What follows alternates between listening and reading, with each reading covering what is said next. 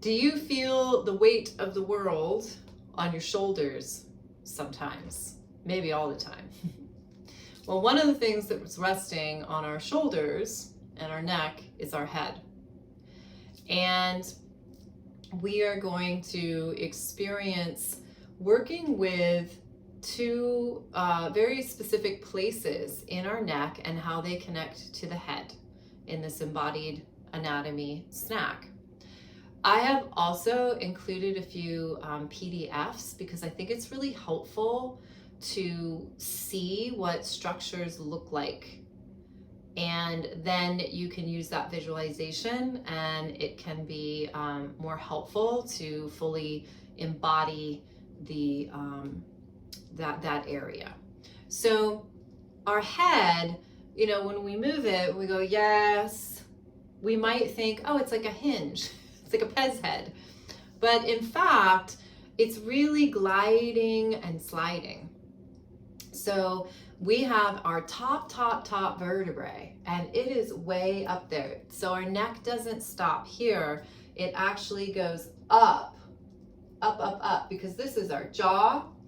And you'll see in these photos, you'll see that, oh, wait a minute, the back of the skull is back here. So we're actually going way up here, almost near the ear. That is where the first vertebrae of our spine is, and our skull sits on top.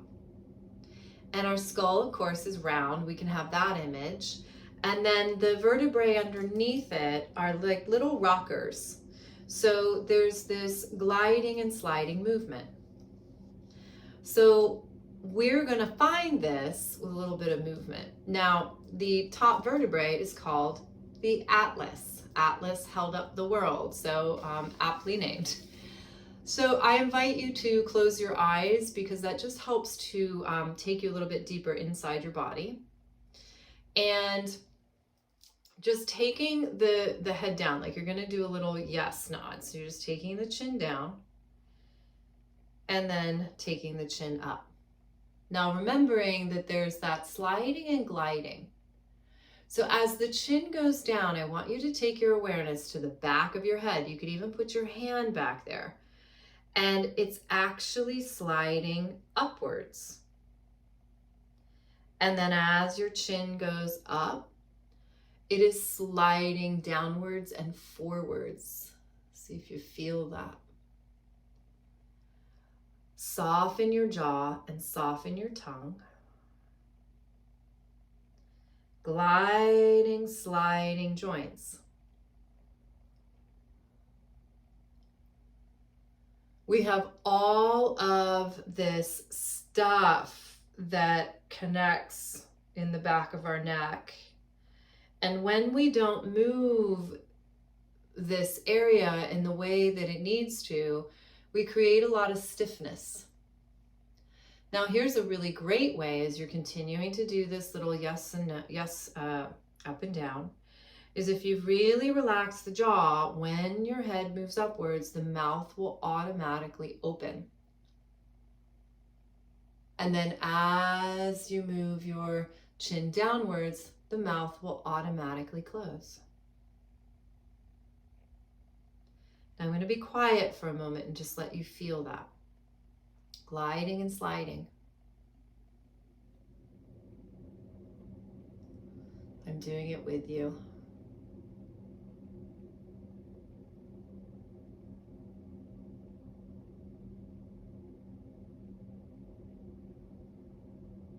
And then just come back to the center.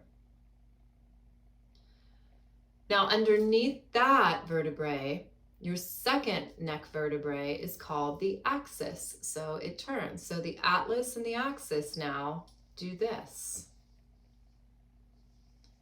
So I invite you to do a little no. You're going to turn your head to the right. Now the atlas, that top vertebrae, and your head are turning to the right. But the axis can be rotating in the opposite direction. It's like when you put your hand on a jar and you go to screw the lid off, and then just going to the other side. So the head and that first vertebrae, your atlas, move towards the left, and now the axis can counter rotate to the left. And let's go over to the right and take a pause. And instead of turning the head more, what if you were to take that axis and try to rotate it a little bit more to the left? And does your head respond by turning a little bit more to the right? That is how powerful our attention and intention can be. And then returning. Let's go to the other side. So now as you're turning, head and the atlas to the left. What if you took that axis and turned it a little bit more to the right? And is there a response in the head and the atlas? And I want you to go ahead and explore this a little bit more. Soft jaw, soft tongue. When we awaken these areas, we decrease tension in the neck and the shoulders 100-fold. I don't think that's actually scientifically proven, but it's a lot and you can feel it. What we end up doing is locking down this upper area, and we end up kind of swinging and swaying the rest of the neck, and our muscles jump in and they say, oh my gosh, I don't think that's safe. And they start to get overactive. So what I love about this is that it really shows the importance of the bones. You know, when we move, we think, oh, I need to use my muscles. And obviously you're using your muscles, but you're actually focusing on moving your bones. Isn't that cool? And then just coming right back to the center.